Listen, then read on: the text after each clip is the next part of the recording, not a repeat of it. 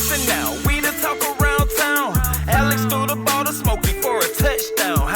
It's fourth down and you don't really want no more. We've been winning from the door. You should check the scoreboard. Check the scoreboard. Welcome back to another episode of the Scoreboard. We're getting closer to the big one. 4 teams remain in the NFL, and we're going to talk about the divisional round, what happened to the Ravens, crazy games that we've seen, and we'll go on ahead and predict the conference championships and see who emerges victorious. But Smokey's here, JJ is also here. JJ, welcome back. How's life? I'm doing fine. Smokey, how's life?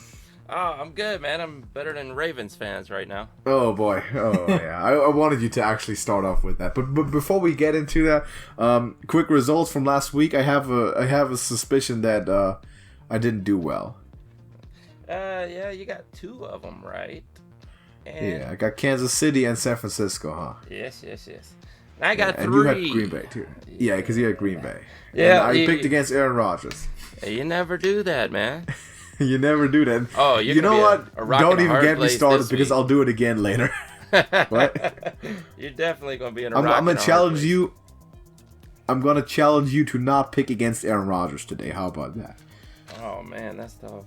Wait, how many did I have? Because I would have picked 2. Chiefs, Niners, and Packers as well. You picked the... Okay. What are you? All right, Yeah. I picked the Texans. You picked Right? Houston? Yep. What? Texans. Because they have the better overall team. But they don't have your homeboy, as in my homeboy. Yeah. Oh, that guy? Yeah, that guy. You know that really good one, Smokey? Like that one that just got, you know that guy that just put 50 on somebody after his incompetent defense, incompetent support spotted Deshaun Watson, your boy, 24 points in the first half. And guess what? My homeboy led by halftime. In Deshaun Watson's defense, that was a great defense that he put those points on. And Deshaun Watson didn't choke. He did not choke. The defense choked. This is all on that Texans defense that you've been claiming was so great. They were horrible. Patrick Mahomes made everybody look terrible. What do you mean that was a great defense that he put points on? That's what you were claiming? The Chiefs were a great defense, that Deshaun Watson... Watson... the first quarter? Deshaun Watson points? did enough to beat anybody in this league.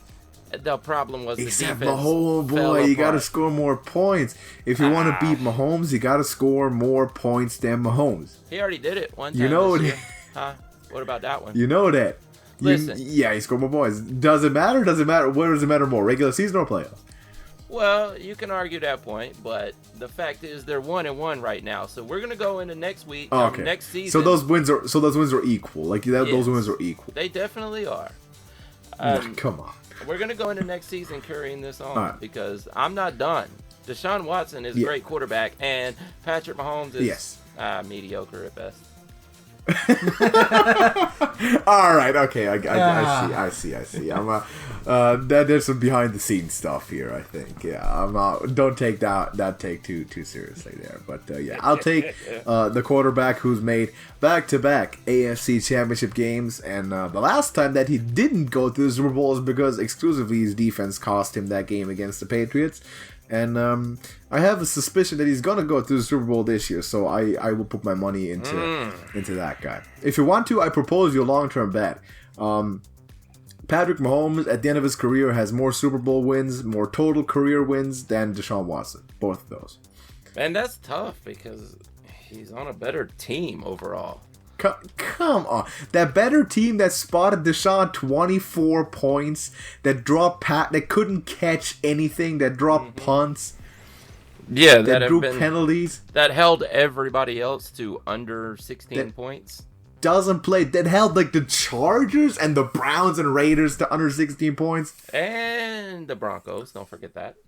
Okay, the Broncos with the rookie core. Okay, the Broncos, it's always been a defensive team. That put up like 38 on that Texans Stop defense. saying the Chiefs' defense is good. They're not good. I'm not the only one saying this. Look, the analysts are saying this. I mean, it's everywhere. I don't know why Give me you're the still analysts. doubting them. Look at the stats. Jesus, they're actually really good. They were bad last season. And they were bad in the first quarter of this season. But through the second half of the season... Who's Who's the worst defense left in the playoffs? That's tough. Probably the Packers. I don't know. Stop it. It's between the Packers and the Titans for sure. Come on, you don't. Come on, man. Look. Why you do that? In my defense, I picked the Chiefs to win that game. You didn't pick the Chiefs to win it because you knew that Patrick Mahomes was a better quarterback than those two. No, because I knew that the defense was going to fall apart. Oh, okay. Oh, yeah. I see. The defense that spots a guy 24 and forces their quarterback to score on 7 consecutive drives. Record, by the way. Come back from a 20-point deficit and win by 20 points. Record, by the way, against your boy Deshaun Watson. Yes. All right. He got lucky. I see. Listen. I see. He got lucky. Okay, he got lucky. Let's see. I'll give you this, though.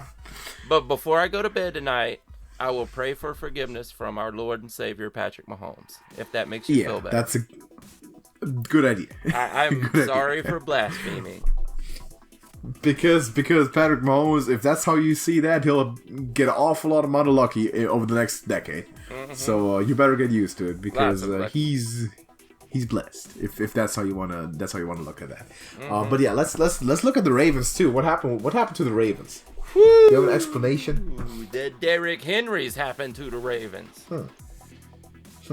A lot of talking going on before. About they don't want to tackle him, and then I've never particularly liked Earl Thomas anyway, but I thought it was sort of poetic justice for him to be like completely destroyed by Derrick Henry like the Patriots were.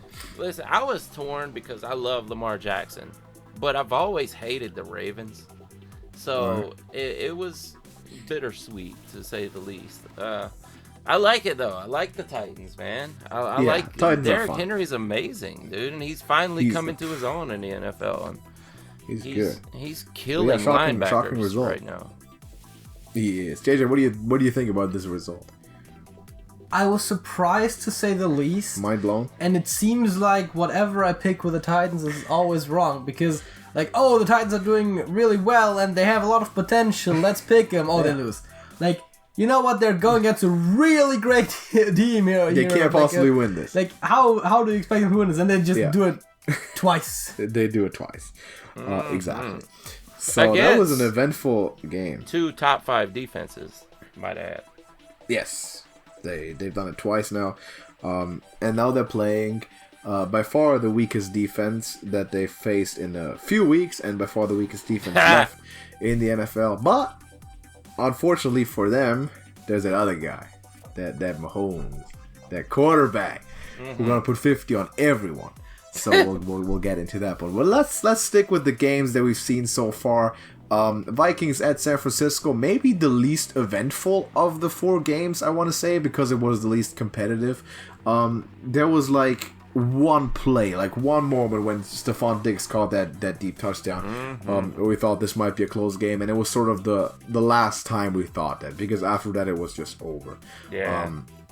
Vikings are a very up and down team, it seems. They go into New Orleans, Kirk Cousins plays game of his life, they clean him up, and then they just get nothing together the next week. Kind of characteristic, it seems, for their entire season and for the type of team that they are.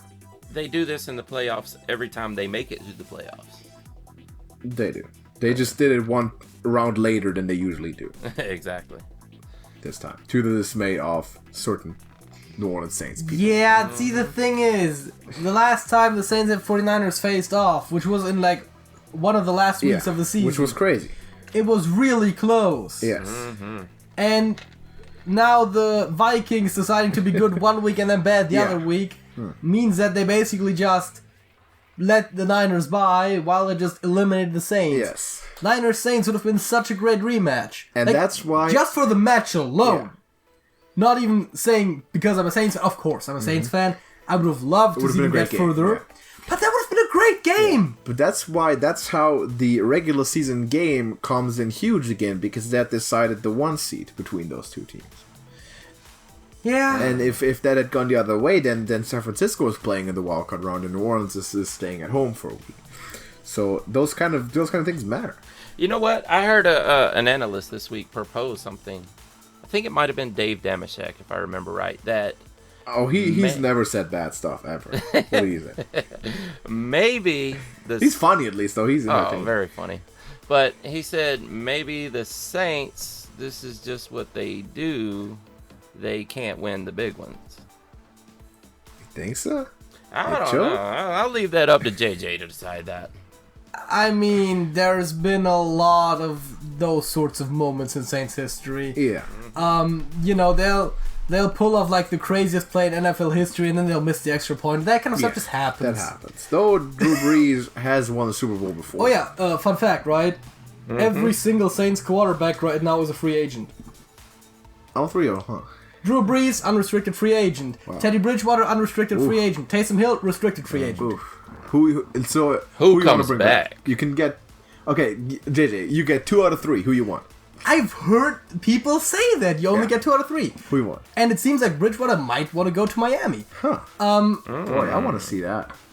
So, I mean, I kind of personally, and this might be favoritism, but I want to pick Brees and Taysom Hill because I really like Taysom Hill, and Brees is just like he is kind of almost the face of the Saints at this point. But he's also old. Like counterpoint, how about you don't want to be? I mean, to be fair, Teddy Bridgewater would be a great quarterback for the future, and I guess he clearly can lead the team. So you don't want to be. I guess long term it would be a better choice to go Bridgewater, huh? Because of because of experiences, you don't want to be the guy who's stuck with Tom Brady in 2 years and trade away Garoppolo. I mean, you do have a salary cap hit from Brees' contract running out, and there being like, what was it, like $20.3 million, which is like the most amount of dead money in any NFL roster this season. Maybe Bridgewater and Hill is the way to go. That might be the way to go, That might be the way to go if you look into the future. I kind of want them to get some sort of 3 quarterback situation going again, though, because otherwise they won't play Taysom Hill in fun ways. You might have to list Taysom Hill as a tight end or something. Sure, list him as whatever, just have him play everything. Now, do we know that Taysom Hill can actually go out there and win games? At quarterback specifically, not like we do Bridgewater and Brees can. So he's definitely not your starting quarterback that you want to walk into a season with. No, especially also because you're losing him in all the other roles that he plays. Well, and Brees is what I'm saying. 40 years old, so he may be retiring. He might. To be fair, I'd rather have Brees right now than like Phillip Rivers or Tom Brady. Yes. When we're talking about like quarterbacks getting old, that's correct. But most people all those don't have that many years left. Yeah, I mean that's fair. I think Bridgewater and Hill might be the choice. See, the thing is, if I'm thinking like the next season, and that's kind of where I was mentally at, right? Then I'm thinking like Brees and Hill for if you're asking me for like a season. Yeah. But of course, if you're asking me for like 3 or 5 seasons, you think Bridgewater? Yeah, like multiple seasons, like lock up your guy. Going years in the future. I mean, it would have to be Bridgewater. Yeah. If you were maybe you wait and see if you can, by some dumb chance or luck, get Tua in this draft. And apparently there is rumors that Sean Payton is going to the Cowboys. Ooh. What? As what? As like a coordinator? Never. No. He's Sean already Payton, a GM. I mean, head coach. He's a head coach. He's not taking any other job. Yeah, he's not going anywhere. Again, that's just something I've heard. Under I'm not Mike saying McCarthy? it's happening. No. Can you imagine? Yeah, no. I don't think so. No, Sean Payton isn't taking anything but... when did you hear that? Before they hired McCarthy? It might have been. I saw a headline somewhere. I honestly didn't bother too much with it, but... I strongly doubt it. That's not gonna happen. I don't think he's going anywhere, but quarterback situation will be interesting. Yeah. For sure. But...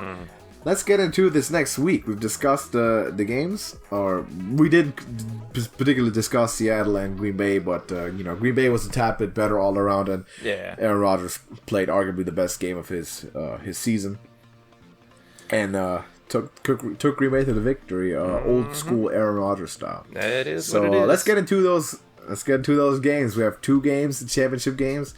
Starting off with AFC, Titans at Chiefs. Smokey, what's your take? My take is this is going to be Patrick Mahomes versus Derrick Henry. And it's I'm going to pick the Chiefs here, but I'm going to tell you why the Titans might win.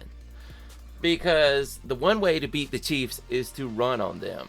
And Derrick Henry is on a high streak right now, unlike anyone we've seen from a non-pass catching running back in quite some time. It's really tough. I mean, it really is tough. I mean, it would be like it would be a Cinderella story if the Titans actually pulled one out here and made it to the Super Bowl, after being the 6th seed coming into the playoffs and looking like their season was over about 5 games into this season. But quarterback replacement, boom, boom, boom, we're winning, we're killing people, and Derrick Henry is now the rushing leader in the NFL. But all that said, I think Patrick Mahomes is a little bit too good for this defense, and if he plays like he's capable of playing, they should have no problem winning this game. Legend, what do you got? Well, first of all, obviously this should be an easy pick for as should have been the last 2 right? games the Titans won. Exactly. And that's the problem. And then if it is like Smokey says, and it comes down to Derrick Henry versus Patrick Mahomes, I have to say one thing. Derrick Henry gets to touch the ball sometimes. Yeah. Patrick Mahomes gets it on every offensive snap. Yes. So if that were the 2 people it comes down to, you would think it would be the quarterback who's favored in that situation. Mm-hmm. And also, despite what the Titans keep doing to my predictions, I have to pick the Chiefs. I just can't not. Can't pick the Titans. Let me put this whole thing into perspective. The Titans in Week 17 beat the AFC South champion Houston Texans to clinch the playoffs as a surprise contender. Mm-hmm. They, in the wildcard round, beat the AFC East champion Patriots to advance in a very unlikely fashion, and their dynasty, perhaps. They beat the NFC North champion Baltimore Ravens, the best team in football, eliminate them from the playoffs. And now have a shot to culminate it by beating the AFC West champions, having beaten every single divisional champ in the AFC in 4 back-to-back games, to win the AFC championship and go all the way. I mean, it sounds sort of unbelievable, but it's too perfect, right? To be the man, you gotta beat the man. You gotta beat the man, and you know who the man is? Well, I was just thinking, like, beating all the champions to make you the collective champion of all that they represent. But it's the perfect analogy, because out of all the men, do you know who the man is? Is that number 15 in Kansas City? I believe it's Becky Lynch these days. Okay, that was good. That was really good. It's Patrick Mahomes. It's number 15 in Kansas City. And Smokey, you outlined the way to beat Kansas City is run the football and then run it more, because what that will do is it'll keep the game slow, keep the clock running, and more importantly, keep Patrick Mahomes off the field. The less he gets his hands on the ball, the more chances you have of winning. And that's the key. That's what the Titans' strength is. What I'm concerned about is that you could almost assume that if the Titans don't score on every possession, they'll have a massive disadvantage, because we've seen Patrick Mahomes dunk it on people every single drive if necessary, and in record time. I mean, how can you be down by 24 in one half and then go into halftime ahead? Is completely unheard of, especially in the NFL playoffs. That's basketball numbers. So it's incredible. I'm gonna pick the Chiefs like both of you did, because I think you have the best player in football at the most important position in football. Both of those qualifiers are not very close. It's very, very obvious, and I think he's gonna decide this game. Everything has to go right for the Titans. We've said it before. It can happen. We can't rule the Titans out anymore. We can't say this is easy. No matter what happens, we can't say it's easy. But you have to go with Patrick Mahomes here. You have to think that when it comes down to the Chiefs scoring rapidly and scoring a lot, they're gonna end up forcing Tennessee to start throwing the football. And when that happens, no one, especially not Ryan Tannehill, will be able to stick with that offense. So I'll pick the Chiefs. We all agree on this one. Mm-hmm. And how about the second one, NFC Packers at Niners? Smokey. Another tough one, because it comes down to the best defense in the NFC versus you don't pick against Aaron Rodgers. And this is going to be hard for you, Alex, right? I mean, you love the Niners and you really want to see them win. It's not going to be as hard as you might think it is, actually. You actually, the last time they played, you picked the Packers because you didn't want to pick against Aaron Rodgers and the Niners won. Correct. Yeah, and I got burned. Big. Now I go back to my rule of, no, not necessarily a rule, but a little note that it's very hard to beat a team twice in a season. It happens, but the opposite happens more often than it actually happening. Packers are, I don't know, man. I'm going to pick the 49ers and pick against Aaron Rodgers because the 49ers are going to run the hell out of the ball. Aaron Rodgers is going to throw the hell out of the ball. And throughout the course of the season, the Packers have been better at running the ball than Aaron Rodgers has been passing the ball, even though Davante Adams is on fire right now. And this could burn me, but I'm going to pick the Niners. David. I mean, the similar argument that Alex brought forth for the other game kind of applies here, right? In Green Bay matchups, the deciding factor oftentimes is Aaron Rodgers. Yeah. And what do is you run, you control the clock, and you don't give him the ball. Now, as opposed to the other matchup, Aaron Rodgers, yes, he makes miracles happen, but I think these days Patrick Mahomes is probably better in that regard, and B, right now it's hard to say this, but generally speaking, I would think that the Niners team is more capable of doing that than the Titans. With that being said, I'm picking the Niners. Alright, so Smokey makes the point for the Packers, then picks the Niners. You make the point for the Niners, then pick the Niners. I like that. Yes! I like this dynamic, because it always happens. And then I jump into the analytical stuff after we always hear those two exact stories every single time. The only reason why we talk about this matchup at all is because of the aura surrounding Aaron Rodgers in the playoffs specifically.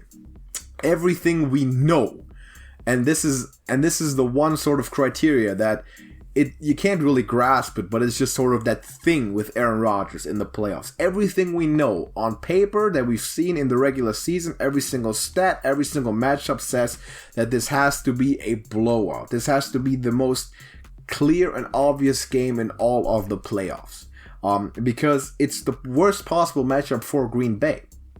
We've been saying it basically ever since this game. Green Bay has a good shot of making it to the Super Bowl if they can avoid San Francisco on the road there. If they were playing, say, at home against basically anyone else, be it New Orleans, they have a good shot. Be it Seattle, of course, they beat them. They have a shot. Minnesota, they're better matched up against. This matchup, because of the probably biggest weakness of the Packers team being pass defense, coverage in the secondary, and because we have seen how that is exploited, and the side where we look at Aaron Rodgers, the huge issue with this is that the 49ers are one of those teams, and one of the very rare teams that can consistently pressure a quarterback, any quarterback, with 4 people, which allows them to drop 7 in coverage, which is the single strongest thing you can have as a football team, outside of, or maybe on the same level with having an absolutely elite quarterback. So matchup wise, this is horrible. There's Davante Adams is the only reasonable threat. He will be doubled, he'll be taken away. Aaron Rodgers won't have time, and he won't have open guys because there's going to be coverage and pass rush. The interior of the Packers offensive line cannot even get close to handling the inside of the defensive line for the Niners. They'll put pass rushers on all 4 spots. They can also stop the run with the 6-7 guys there. This is a mismatch all the way through, and the Niners should blow them out. The only reason we talk about it is Aaron Rodgers, and because we think that there's this sort of magic in his hands. But looking at the quantifiable stats, the actual tangibles, this should be the easiest pick in all the playoffs. Niners should win this, and it shouldn't be close because we know exactly how this goes. It should be, yeah, it should be. With everything we know, it should be. Yeah. But then again, Aaron Rodgers is known to make miracles happen, and a lot of things have to go right, but there is a possibility this will be a really close game. But in all likelihood, looking at what we know, it should be a blowout. It should come similar or come close to what we saw in the regular season due to it just being that kind of a matchup. But though I want to say this thing, sort of off topic, if the Super Bowl were to be Packers versus Chiefs, State Farm has the best Super Bowl commercial ever, just lined like just perfectly. It just lined up for them. It's gonna be amazing. They'll get like the two guys get like different agents or something because they're not competing. They'll have something great. I'm sure of it. But I highly doubt it will come to that match. Do you really think they'll record commercials in like the 2 weeks in between the championship and the Super Bowl? I don't know if they're getting to do that. That's the other thing, right? Yeah, I because you're talking about the two quarterbacks. If they did.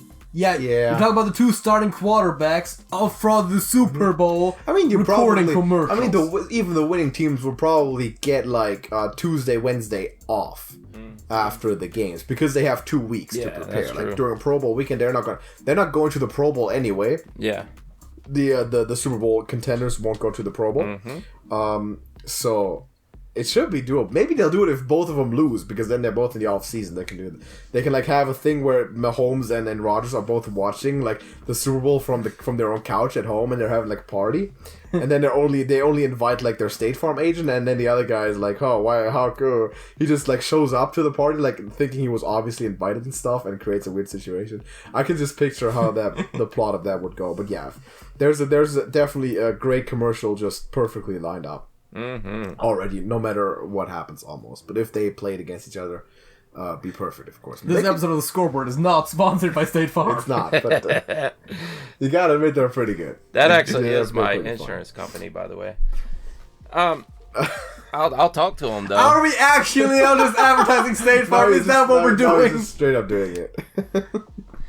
Yeah, I'll tell you what though. I would like to either see in the Super Bowl the Packers versus Chiefs or Niners versus Titans, because I want to see that pass-heavy team versus the pass-heavy team, or the run-heavy team versus the run-heavy team.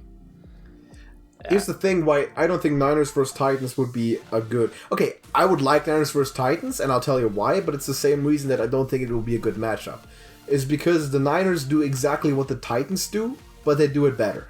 They do everything that the Titans do, but just a little bit better, which is why I don't think there will be an even matchup at all. But it also comes down to, are your three running backs as good as that one massive dominating running back?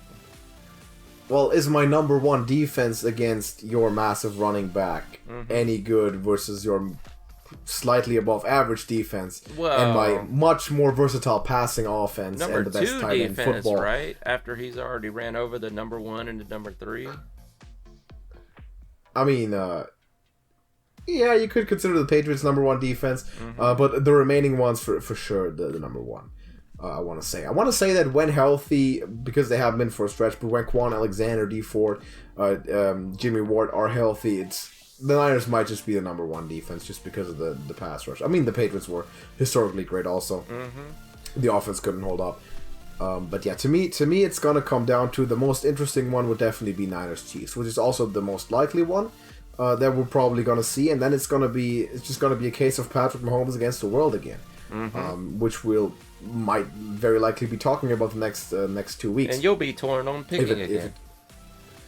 I will, and I've already thought about this a little bit because I expect it to go that way, and it's gonna be really tough. I feel like the Niners defense, because of the exact same reason that they are a bad matchup for Aaron Rodgers, are also going to be a bad matchup for Patrick Mahomes. But then you got to think about how good Mahomes is. Like, the defense is built to stop the Chiefs, like they are also built to stop the Packers. Bring pressure with 4 people and covering everyone, doubling the threats and covering with 7 people. But Patrick Mahomes might still be a different one. And of course, we have to beat Aaron Rodgers first. So that's not even done. I'm not going ahead and saying both of those teams are definitely winning. But that seems to be the most likely, the consensus pick, and that it will be quite interesting to see. But one thing though, because we haven't gone there enough, we'll have to go back to this Deshaun Watson thing. Have you actually made your pick? I picked the Niners. Oh, did you? I said that with every tangible thing that you said you should pick the Niners. I'm not sure if you it makes sense. It should be a blowout. In fact, it should not be close. Fair enough. I don't believe in magic. I like IRL. logical pick is the Niners. I was just saying, I'm not sure if you ever specifically stated that was your pick. Yeah, it is my pick. Okay, so, which also means, by the way, that Smokey still has 1 point advantage after this week, no matter what happens. Oh yeah. Which means that the only way for me to tie the postseason predictions is for us to differ in the Super Bowl, unless, and I think we should pick the Pro Bowl. I was about to say, are we not picking the Pro Bowl next week? I guess we're picking the Pro Bowl. Yeah, fair enough. Yeah, is that technically postseason? I guess. I mean, probably. That's just a coin flip because even the players don't really care who wins. Yeah, that's true. That's true. We'll count it as that. Maybe if the AFC doesn't have Patrick Mahomes, I'll pick the AFC. I'll pick the NFC because we'll see. But if Patrick Mahomes goes there, then I might pick the AFC. I don't know. You think if Patrick Mahomes goes, or if he goes to the Super Bowl and he doesn't play in the Pro Bowl, they replace him with Tannehill? No, I don't think so. Because he's played a half season. Yeah, but I think Josh Allen should be next in line, honestly. Missed 6 games and he still went. Who do you think? Josh Allen? I mean, yeah, that's a good pick. I think Josh Allen should be. I think Josh Allen should be it, honestly. Drew Brees technically missed 5 games. Yeah, the one that he got hurt in. Oh, well, yeah. Well, he got hurt in the first drive, he got hurt in one, and then in the Rams game. Yeah, that was one. But Bridgewater's 5-0, so... Yeah, Bridgewater won the rest, so... Which was pretty impressive, by the way. Can't take that from him. Oh, yeah. But it should be an interesting weekend. I also like the... seeing a lot of fresh faces in the coaching segment, and Andy Reid, of course, in the all the divisional championships here, conference championships. You got LaFleur and Shanahan from the same coaching tree. Yes. And you got Mike Vrabel, who is like a completely different type of guy, but from the Belichick has tree. Been very successful. Belichick tree, and not a lot of those have been very successful, but he's making it happen right now, it seems. And of course, Andy Reid is renowned for having a great coaching tree, and there was a decent chance of Andy Reid actually facing off against his disciple John Harbaugh with the Baltimore Ravens had they been able to beat the Titans there. And been Andy Reid famously being potentially one of the greatest coaches to never really have the big playoff success. So maybe that might change with him going to a Super Bowl finally. But those 2 games seem obvious, but I feel like the Titans-Chiefs one is the more dubious between the two still, though. Because the Titans are it feels like you still don't know enough about them, even though you know exactly what they are. It's weird because neither of those matchups should be close. No. But both feel like they could almost go either way. Yeah. I know that you said the Packers is very much almost based on superstition, but the problem is if your superstition comes true over and over and over again, at which point does it stop being superstition? At one point you'll believe it, yeah, exactly. That's the thing. And with the Titans, we know that they could win it. Yeah.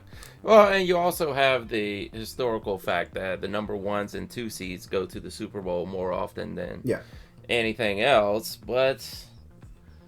I don't know. Packers and Niners are 1 and 2 in the NFC, by the way, in the AFC. So we're definitely getting 1 or 2 from that side. We're getting 1 for sure. That is. What if number 6 Kansas goes? City? That will be a rarity. That would be very interesting. That very rarely happens. And the most unlikely matchup, I guess, Titans and Packers, which will be an insane Super Bowl matchup if you think about it, right? Wow, yeah. We'd love to see that. I mean, I wouldn't mind seeing that. No, yeah, that sounds... I mean, to be fair, I want to see Niners-Chiefs. For the spectacle. But Titans-Packers just from, the storyline of how it even Storyline-wise, yes. Yeah. Game-wise, I also would like Niners-Chiefs. Probably would be the best game all around. That's true. Smokey, how about a certain college football occurrence that recently took place with Joe Burrow utterly outclassing Trevor Lawrence and the number 1 scoring defense in Clemson. Even worse, so I told you this, than Patrick Mahomes potentially outclassed Deshaun Watson, also former Clemson quarterback. Look, man, I'm getting tired of this. I'm going to tell you something. You know what? You know what Patrick Mahomes didn't do? Win a national championship. All right, where did he go to? What college did he go to? Texas Tech. Texas Tech. Because he wasn't a 5-star recruit. Yeah. So is Barry Sanders terrible because he never won the Super Bowl with an awful Lions team? Is Dan Marino terrible because he didn't go to the Super Bowl with dare you awful... put him in the same category with Dan Marino? Who? Patrick Mahomes? Yes. Same category. 10 years from now, we put him in the same category legacy-wise. That man Right is now, a legend and they're a national treasure. You're gonna throw Patrick Mahomes in yeah, there. Patrick Mahomes is a future legend, and they're the same style of quarterback too. Mm-hmm. They are both the best thrower of the football of their respective generations. Wait till Deshaun Watson gets a Super Bowl championship. I'm gonna be like, yeah. He might have to switch teams to do it, but it's He coming. might have to go to the Patriots to get his if he was 10-6 tendencies dragged to the play. That would be something. If he was on the Patriots, that is undefeated, 16-0 right there. Him on the Patriots, oh boy. Maybe give him some receivers or something. I don't know. That would But help. I don't. Yeah, I think Belichick Patrick doesn't Mahomes like. on the Patriots. Belichick Patrick Mahomes and the Patriots would somehow manage to win like 18 games out of 16 in the regular season. Like somehow Patrick Mahomes would emerge 18-0 after 16 games. If he was on the Patriots with that defense. I would imagine. That seems a little Seems very far-fetched. feasible to me. I don't Yeah. know. It seems quite That's like sensible. comic book stuff, man. I don't get it. So, I can't help but notice that you're kind of dodging the Trevor Lawrence question. So, do you care to offer an explanation for what happened there? Hey, I picked LSU to win that game. Did I not? He picked the winner to win the game. Did you not hear it? Right, you said last week you picked the winner. Whoever wins, I'll cash it in. I told you before. How about you never bet against Trevor Lawrence? Listen, before that whole bit went off, I told you that I was picking LSU to win the game. But if Trevor Lawrence wins, then there's the rule that goes into effect. Exactly. My point exactly. That's what I said. He picked the winner. So you Yes. hyped up the whole Trevor Lawrence might be physically unbeatable thing until the day that he loses. Exactly. At which point, none of that ever mattered. Yes, he's unbeatable till he loses. And At I which was point, none right, of that ever damn mattered. it. Well, Listen. I think we can agree that Joe Burrow, though, had the best season that a quarterback Yes. has ever had in the history of college football. Yes, and in all which seriousness, should- that may be the best offense that has ever played college football. Perhaps it's getting there for sure, and unprecedented season. He should be the number one overall pick. Oh, yeah. And he might be the next superstar. I think he might. Before the season, we very clearly said Tua is the best quarterback in this draft. I think this draft class is now shaping up to be an excellent class with Joe Burrow emerging on that level too. Yep. So It's Joe Burrow. he's the favorite, of course, to be the number one season. pick with Tua getting hurt. If Tua, you got to think, had Tua not been injured, that would have been an amazing storyline between him and Joe Burrow. Yeah. Going into the draft. It'd because be- I believe Alabama would have played a role in the playoff also. It would be just like Jamison Mariota. Yeah. And let's hope that this class doesn't turn out like Jameson Mariota. by the Yeah, way. exactly. Oh, that's the I was thing. about to say, Think about quarterbacks who won the Heisman and then went on to win the national championship. We have Cam Newton, who was successful in the NFL, and Tim Tebow, who was not. Which one is Joe Burrow going to be? I was about to bring up Tebow, yeah.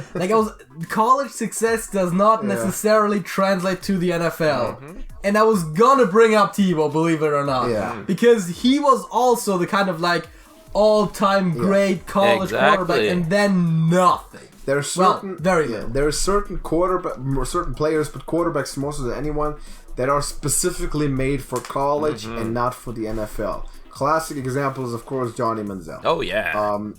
I believe that Baker Mayfield is one of those quarterbacks, though of course he's still having a shot in the NFL. I believe Kyler Murray, I believe Robert Griffin are examples of that phenomenon. I believe Jameis Winston was an example of that phenomenon. There's a lot of those, and Tim Tebow, of course. Marcus Mariota. Mariota, yeah. All those guys, really. Yeah. A lot of people from that Manziel draft in general. You have Blake Bortles. You have a lot of really, really overdrafted guys that turned out to be busts in the NFL relative to the position where they were valued and selected in the draft. Would you call Jared Goff one of those Joe- guys? I think Jared Goff is doing good enough. He's definitely underperforming for what they thought. For a first overall pick, he's underperforming, no doubt. Yeah. Considering Carson Wentz went after him, Yes. yes, he is in relativity, he's a bust, but he is a solid starting quarterback, but he is average. And you don't want an average guy for your first overall pick. So yes, I would consider him overall a disappointment, but not a complete bust. Yeah. In absolute terms. I agree with that. Not like Menzel, at least. Though it still is rather questionable what he would actually be able to do without Sean McVay by himself. Exactly. Because his first season was not pretty with Jeff Fisher. So you can argue that. You can argue that either way, I would believe. And yes, Carson Wentz has turned out to be clearly the better player out of those two. You can make an argument, though. I'm not gonna be the one to do it, but you can make an argument for Dak Prescott over Jared Goff. That's probably better left for another day. I think, looking back on it, I think Dak. Well, I don't know. It's hard to say because it's all about coaching, also. But if I were to start a franchise and I had to go back to that draft, knowing what I know now, I would pick Dak over Jared Goff. But you had Carson Wentz available, though. Well, I would definitely pick Carson Wentz before either one of those fools. Yeah. Yeah, I probably picked Dak over Goff too. But it's both of those are dubious characters because with Goff you really don't know what he's gonna do. Without Sean McVay, he's gonna be any good. And with Dak, it seems like he just seems to be a constant underachiever because he had a top 5 squad in terms of talent in the NFL and managed to lose the division to a better quarterback with a bottom 5 squad in terms of uninjured talent still available to him at the time in Carson Wentz. Yes. So both not exactly very desirable prospects in hindsight, I guess. But at that point, you also have to say if he has like one of those really great squads and they underperform so heavily, can you blame it all on the quarterback? And if not, then what is the one thing that affects the entire team? Coaching. Coach Clapp. Yes, that's part of it. I'm not doubting that's part of it. Though, give those Cowboys a quarterback like Carson Wentz, like change Carson Wentz, Dak Prescott. The NFC isn't close, and the Eagles are probably in the championship game right now, going to San Francisco instead of Green Bay, or the Cowboys rather, if we assume it wasn't the Cowboys, because the quarterback is still the most influential position in the game. And if a team with top 5 talent almost all around can make it to the playoffs, that's almost impossible if the quarterback were also to be elite. And you have even just average coaching, which they had, of course. And that was a factor to hold them back. I'm not doubting that. Now the problem with the Cowboys story is going to be fun. A Carson Wentz or a Josh Allen or a Cam Newton is those quarterbacks don't hold up over time. You know, they're not gonna. That's true. The mobile ones. Yeah, the big physical dominating mobile ones. Yeah. Not like a Lamar Jackson or a RG3, but you know these big guys who can run into you and run you over. But eventually they wear down. That's the thing about those. Yeah, even more so than the regular mobile quarterback like Russell, Lamar, because those guys, I mean, they avoid contact. They're running quarterbacks, or they can run, but they avoid contact. When you're Cam Newton and you're 6'5" and you're 260 pounds and you run a 4.4, it's hard as a quarterback not to act like a running back or a tight end after the catch. Oh yeah, because you want to use those abilities and make the most amount of plays that you can. But even regular mobile quarterbacks don't necessarily age that great because the thing is, you're gonna get slower over time. If you have like your stereotypical pocket passer, like yes, he still has to keep his arm going, but reaction time might fade a little bit. But at the end of the day, a lot of that comes down also to like knowing the game, knowing where to look, where to throw, when to throw. Throwing the ball away when you get sacked. Like some of that stuff gets better with experience, while your physical skills degrade a little bit, which is why quarterbacks like Tom Brady and Drew Brees have been in the league for so long. And if you don't rely on that, then in the long term it will benefit you. Like Tom Brady ran a 6-second 40 at 20, he's ran probably an 8-second 40 at 30, and he might now take 12 or something. I don't know, he might be crawling the last 10 yards, but it doesn't really matter. because that's not the way he plays, and he doesn't have to do that. So yeah, that's definitely a point for the longevity of a quarterback there. Absolutely. Though, one more question. If you had to rank it, Smokey, the 4 quarterbacks currently left in the playoffs from 1 through 4, what would you say? Mahomes, Rodgers, Garoppolo, and Tannehill. So no surprises there. Yeah. Do you agree, JJ? Yeah, sounds fine. Yeah, pretty much, right? I do agree. Though, in like 2 or 3 years, I can see Aaron Rodgers kind of falling out of that spectrum too. Because if you believe it or not, Aaron Rodgers is 36 years old. Mm-hmm. Yeah. Just, you look up and Aaron Rodgers is 36. I think he's got a good 3-4 years left. I think so. Given He's still playing at that level. The Peyton Manning era, Give him till 40, Yeah, maybe.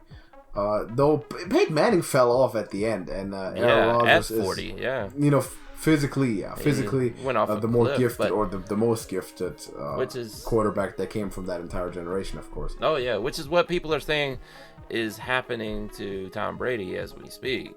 He has dropped off that cliff, according to some.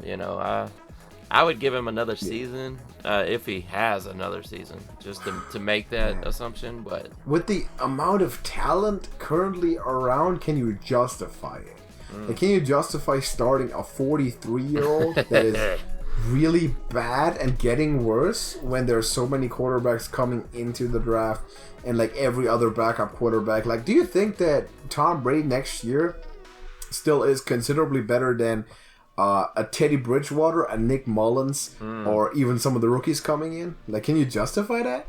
yeah, I don't. Especially thinking Super Bowl? From what I've seen this season, I don't think he was necessarily better than Bridgewater this season. Yeah, exactly. What if? But here's the thing, right? Football teams, or most football teams at least, are run at the end of the day as businesses. And god damn it if Tom Brady doesn't sell tickets. He does sell tickets. Exactly. And jerseys.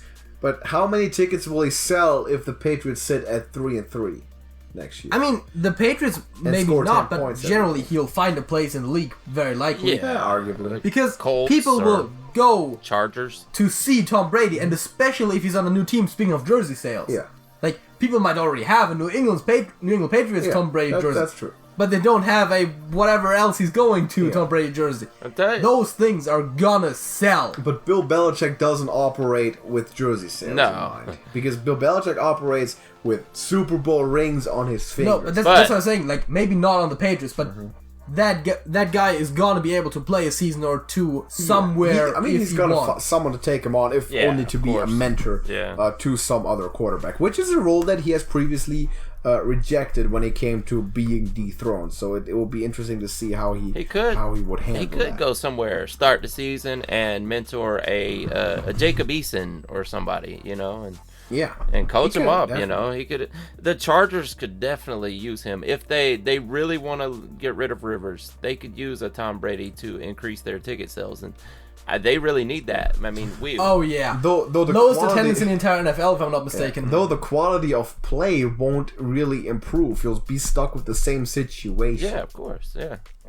Is the thing. I mean, I would say that Brady's probably still an upgrade over Rivers, but I'm not so sure about this actually, because we've seen Rivers right I now, wouldn't say the that. bad season has still be a one-off. Exactly. For Brady, we've seen this decline for years. Because I've seen And, you don't know- every good quarterback, for the most part, have a bad season or two. Yeah. I mean, There's really no telling what kind of cliff that Brady will actually fall off when taken out of that New England environment. yeah, that's true. Because he might turn out to be legitimately just unplayable. yeah. It's being possible. put on a team where he doesn't have this sort of surrounding. It's hard to tell if you have that elite team around you and like the defense to play like all of the important stuff, and then you put Tom Brady on like the 20-yard line, let him throw the ball twice, and then hand it off to someone and be done with it. The most valuable role he can fill at this point, I'm fairly certain in saying that for a team, is coaching. Mentoring, being a quarterback's coach, maybe offense coordinator, because he's going to excel at that, obviously, with all this experience. That's what he's been doing on the field for a while now, been leading that offense for the most part. I think he probably could handle that offense just as well as Josh McDaniels could. Sort of like Peyton Manning did. Like Peyton Manning, Yeah. in Denver, And in the end of Indianapolis, he could basically call all the plays. He was the offensive coordinator and the quarterback. He was the reason why Brock Osweiler went 6-0 in Peyton's absence. Yeah. Because he was standing there with the clipboard. And got paid massively by the Houston Texans. Yeah, that's and also stunk it up from that point on. I get it. Texas got a reasonably good quarterback after. Oh yeah, they drafted that guy from Clemson. They got an elite pretty good. Yeah. Nice. Yeah, you could almost call him elite. Yeah. Yeah, I would say. That is if you acknowledge the model that has a category quite far above elite. Yeah. Then you could call him elite. If not, then I can't think of anyone who would fit into that. It's sort of tough to not restructure. It's sort of tough to not restructure that, because then the elite spot is only reserved for one guy, because you really can't put anyone with Mahomes out there. You know, so Aaron Rodgers. You have to like call guys like Aaron. You start next season, Aaron Rodgers. Yeah. Other than that, I can't think of anyone who would fit in that category. Man, Aaron Rodgers can visit from time to time. It's like hotel rooms or something. Like Patrick Mahomes he got the presidential suite. Patrick? No. And Aaron Rodgers live next door. He can come visit Saturday nights for like poker and stuff. But we're back at the State Farm commercials, huh? But he can't live there no more. I don't think he can. I don't think he can live there. He can come by though. He's invited sometimes, but he's not a resident. He's got to fly second class when Patrick Mahomes is on the plane. I'm sorry. That's just how it is. I think so. Oh, yeah. At this point in their respective careers, I think that's where it's going to be headed. Yep. Maybe they'll get a chance to duke it out in the Super Bowl, and I'll tell you who I pick when we get there, for sure. That'd be a great game, I think. Packers Chiefs? Mm-hmm. Could be. It could be, but no, we'll see. We'll see next week. I don't think it's likely, but it definitely would be. Yeah, the State Farm Bowl. Wouldn't you like to see Rodgers get one more before it's over? Yes, still not this year for obvious reasons, I guess. Yeah, of course. I think he can. I still think he has that possibility. Though I think the NFC is tough, and the thing is that I don't think he'll ever be favored to do it again, especially looking how bad his matchup against San Francisco is, and considering that there's teams in the AFC that's going to probably be dominant over the rest of the league for a long time in the Baltimore Ravens and Chiefs. So basically, the closing thought for me is going to be, we're going to see, in all likelihood, and we all predicted that way, the first of many Chiefs 49ers Super Bowls in the upcoming decade. I think this is going to happen several times, this specific matchup, because it seems like those are very much teams that the future will belong to right now. So I'll say it's going to be the first of many, and we'll see if that comes true by the end of this weekend. Joe Burrow had the best season that any quarterback ever had, and he's going to be the first overall pick, and Trevor Lawrence lost his first game. Being a Bengal. Yeah. Trevor Lawrence lost his first game since God knows when. I mean, there's worse fates. Pop Warner. Like being a Brown, for example. I was about to say, there's another team in that state that I think... Would also start with letter B. You know what, though? And has the same colors. Joe Burrow is from Athens, Ohio, so he would, in a sense, be going back home, being with the Bengals. He would, yeah. Yeah. I mean, he wouldn't mind, probably. He's getting a shot, at least. Would be fun to see. I think I don't hate the Bengals. I generally sort of like the Bengals. Yeah. So I want them to be good. I want them to see compete against Lamar for sure too. Number 2, man. You think so? Wait. Is this a discussion? I don't know. Are you discrediting Joe Burrow? You think he's gonna be Tim Tebow? Well, that's something of Trevor Lawrence, or Joe Burrow? Who you want to start your franchise right now? Man, I think I would pick Trevor Lawrence, because Trevor Lawrence has the entire history of being great. Yeah, he had a bad game. Yeah. And throw Tua in it too. Throw Tua in it too. Out of those 3. Oh, that's even tougher. I would. I think, to tell you the truth, I would tank for Lawrence. All right. I would just wait a season. Interesting. Because you can't have him a year later. That's why the Colts need to stick with Brissett for another season. You know, and you got your next Andrew Luck. Oh boy. Because I mean, yeah, Joe Burrow. Go that far? Joe Burrow looks like the greatest quarterback to ever come out of college right now. But we... Yeah, he had the best season any quarterback ever had. But how was he last season? Average, a little above average. We didn't talk about him last season, so that should tell you. Exactly. He was a little above average. There's been 1 year players before. He couldn't make it as a starter for for Ohio. Ohio State. Sorry, but I don't know, man. Maybe it's coaching and not Joe Burrow. You think so? You would have argued probably before the game that Clemson outcoaches LSU. I don't know, dude. They got this guy Joe Brady as their offensive coordinator, and he's bounced around a lot of college teams. And last season he spent it with the New Orleans Saints. So he made the move from New Orleans over to Baton Rouge and a step up, and probably got paid a little more. But he somehow taught this. I would think so. Yeah. He taught this average college quarterback to play like Drew Brees. Somehow he did that because Coach Orgeron was there last season. Coach Orgeron's been there for quite a few seasons now. He was there behind Les Miles, and I don't know. So maybe it's Joe Brady. Maybe it is. We'll see. Mm-hmm. Maybe Joe Burrow will turn into Joe Brady. That was a good connection. I was just about to say that. We'll see. What if that's the Patriots trade up to get him? Oh, don't. To number one? That's a trade to number one. You know how much it's going to cost? That's not going to happen. Tom Brady. Give up everything. Tom Brady. Like, what? you want... Tom Brady is worth like a fifth now. Tom Brady is could be a Bengal next season. He's worth nothing. What do you... He's a free agent, though, isn't he? He could start Andy Dalton. And yes, he's a free agent. Like, they can't trade him. Yes. They would have to re-sign him and then trade him. They could tag him and then trade him. Yes, they could franchise tag him and trade him. Yeah, I doubt Brady will let himself be traded to the Bengals to compete with Andy Dalton in training camp on a serious note. For the that would be awesome. Oh, you know what I want to see? What?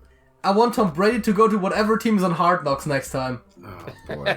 I want Tom Brady on Hard Knocks. How about that? That would be a bad team, though. That would have to be a bad team. Yeah, but bad team's going to Hard Knocks. But wouldn't that be interesting to watch? That would be the greatest thing ever. You have all the regular stuff, and then there's like old Tom Brady, like in the corner throwing balls. Like before he gives it up, I want to see Tom Brady on a bad team, just a horrible, rotten last place team. That would be. You want us to see him go 0-16? He does poorly on a good team is the problem. Yeah, you don't want to see that. That would be a dumpster fire. That would be awesome. Oh man, I'd rather not. But yeah, I'd be kind of more of a curiosity. Having to go like Carolina or something, Washington maybe. I don't know. Be fun to see for sure. But yeah, we'll see how it turns out. Combine, of course, draft. We're going to be covering that. I'm assuming. Going to be talking point several times on this show once the season's done, and of course the XFL coming up, starting right after the Super Bowl. JJ's hyped. Everyone's hyped. It looks really interesting. It looks interesting, and we're going to be talking XFL on this show. I know that much. I mean, obviously, the quality of the players isn't NFL level because otherwise those guys would sign with the NFL. Neither is college. We left college. Yeah. I was about to say, there's other stuff that is still very watchable, and they made the rules in such a way to kind of accommodate that a little bit because, as you said, college football, that's fine. 1 foot in bounds to make it a little easier for the lower skill level. Exactly. Same thing in the XFL. Correct. And then they have other rules to pick up the pace to make the game flow better than the NFL. And if the game flows better, we can probably forgive like that little bit of loss in quality. And whenever you have one of those startup spring leagues, there's always a couple guys there that will end up turning out to be NFL caliber, and that will then become relevant in the NFL. Superstar still. It's a minor league. The only one that comes to mind right now for some reason is Younghoe Koo, the Atlanta kicker. He was the Atlanta Legends kicker before it was the Atlanta Falcons kicker. Dooku. In the AAF. Yeah. Was it Dooku? No, Younghoe. Younghoe. Exactly. I said it's spelled Younghoe, but it's actually Younghoe. The Falcons kicker. Yeah, exactly. That guy. He told everyone that's how it's pronounced. Yes. His name is Younghoe. Like, we've seen what that guy can do, right? Dude, 3 straight onside kicks? Yeah. Like, he was out of the NFL. He was not gonna be picked up. Yeah. He went to the AAF. There he is. Played a couple games. Balled made out. a lot of kicks. Yeah. Atlanta picked him up. Yep. And now he's pretty good. Because he's he actually was doing local. pretty well. Yeah. And it worked out. Yeah, but he's pretty good though. I mean, he's got a decent replacement for Matt Bryant. You gotta say. Yeah. So that's something. And you got all of that stuff going on, and then just, there is a lot of, at least like AF level is maybe not the best thing to say, but like there's a bunch of former AF players. There's NFL practice squad guys, like former NFL players that like played at like they were like backup quarterbacks or wide receivers or running backs, whatever. I mean, played Terrell a couple Owens probably games. thinks he can still play. Let's give him a Yeah, shot. I Why bet he not? would. Oh, Wouldn't what mind. about Josh Gordon? You think he'll get a shot? Oh, Josh Gordon would be really good, I think. Yeah. Oh, yeah, for sure. Because he's still NFL level. Yeah. If he were allowed to play. Mm-hmm. And didn't mess up constantly, yeah, for sure. The allowed to play thing is maybe I'm not sure. I'm not familiar with who you're talking about, but it might also be a concern in the XFL because they are saying they're very strict on certain things. Yeah. So We'll see. I'm pretty sure if the NFL doesn't let you play, there's very little chance that the XFL. Yeah, Josh they don't want to. Gordon- They don't want to replicate the NFL's problems. Josh Gordon's vice is marijuana, though. I mean, maybe. I mean, I think that's going to be allowed in the NFL after the next players' union meeting. Perhaps, yeah. Oh right, the collective bargaining agreement is running out. Which That's going to be interesting. Which a lot of people have predicted there'll be another player strike by the 2020. Well, yeah, like they'll strike for like a preseason game or something, then they'll settle. I think they'll work it out. I don't think it's going to affect the season, but Likely not. It's too much money on the line. Yeah, but way it's too just much going to money. be interesting to see what that brings, though. Yeah, for sure. Because there is going to be some changes on some level. Yeah. Yeah, it's gonna be fun, maybe. But Hopefully. yeah, we'll see. We'll see about that. But yeah, a lot of stuff to look forward to. Let us know your predictions in the comments for this week for the conference championship games. Who do you think will be the champions? We made our picks. We all agreed on the same. But maybe if you have an upset pick, let us know in the comments. Also, drop a like on the video if you did enjoy it, and subscribe to this channel, Beyond Football. Also, if you're watching on the Trash Talkers channel, Smokey's channel, subscribe to that. And if you're not familiar with Beyond Football, come on over, check out the other channel, the respective other channel, and drop a subscription if you like the content. That would be great. But next week we'll be back reviewing the games coming up, talking about the Pro Bowl, predicting the Pro Bowl, big time, flipping coins, and maybe we'll have JJ. Probably we'll have JJ back there for it too. Until then, do you have anything to add? Anyone have anything to add? That's it. No? Nothing. That's it. All right, great. Then thank you for watching, and we'll see you in the next one. Deuces.